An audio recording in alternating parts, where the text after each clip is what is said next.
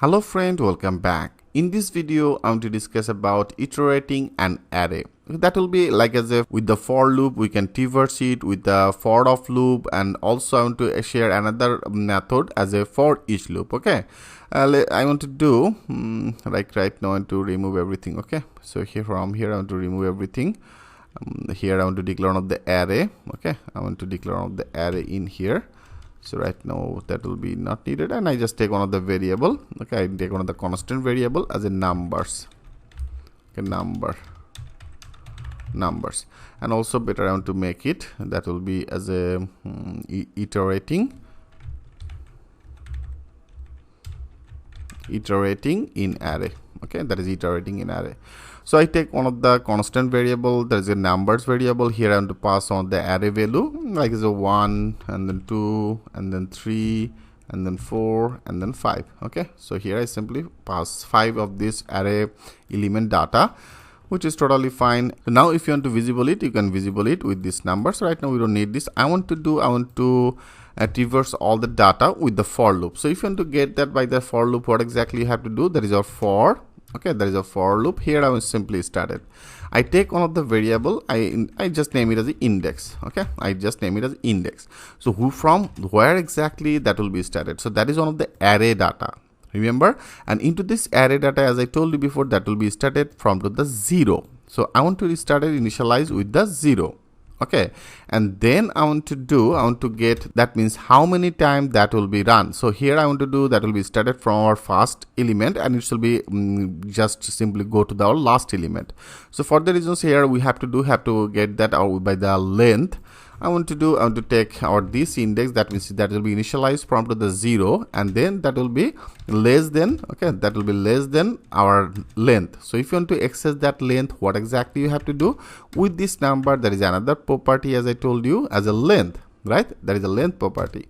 With this length property, we will count all that our length. So right now they have the 5 length, right? So first of all, it will be check first one, then second one, third one, fourth one, and fifth one. So that is our total length. Okay, here I simply add it, that is a length property, and then that will be as a incremented. Okay, that means our this index will be as a plus plus. Great. And now I want to put this condition. I want to display it with the console log, and with this console log, if you want to, as I told you before, that is a key and then our value, right? If you want to display that key, then that will be as an index, right? So that is our, that means this index. So if you want to check it again, I show you, then that will be actually display all that our index data, not that value. Like if you now click as a refresh, now you can see it's now display all that our index number. So now I want to display that value. So if you want to display that value, I have already discussed about that things with you. Then what exactly you have to do? Then that will be as our numbers, right? With these numbers, I want to pass that our this index. Okay, now that should be display our value. So that is our key, and then that is our value. Now if you click as a save all, now refresh, you can see that is our key, and that is our all that value. Okay, perfect. And also you can use it with the for of loop. I hope you already remember that part. That will be as a for, oh, sorry, here I want to declare as a for, and for that will be as a, I make it as a let, I just name it as a number. Okay, number of, there is a for of, and then the same as a numbers.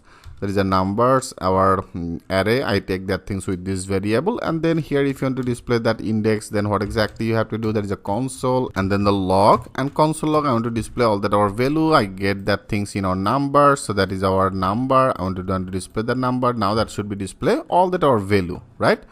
Now that should be display value. Click as a save all, and now refresh it. Yeah, you can see it's now successfully display all that our value.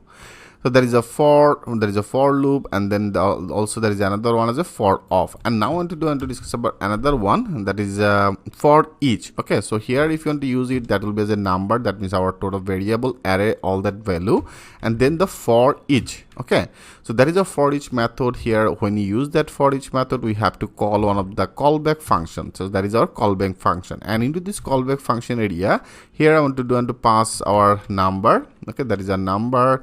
I simply pass one of the parameter as a number, and also I want to pass one of the parameter as an index. So if you want to get that as a key and then a value data, so that is the simple I pass through of this parameter. One is the number, another is the index. Okay, and now we have to display it, right?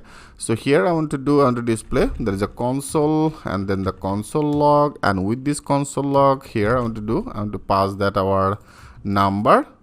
So I pass that as a number, and also I want to pass that as an index. Now that should be display both of this. That will be display our key, and that will be display our index value, right?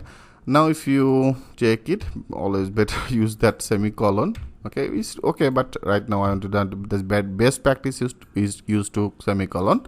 Now click as a save all.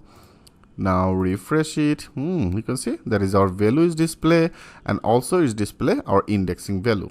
Okay, just simply remember all that part, friend. Remember that for how that functionality work, for off, how to work with this for off, and also there is a for each. Okay, so it's very simple, all that process. I hope you understand it very clearly. So that is the interacting. Okay, so thanks for watching. I will see you in the next video.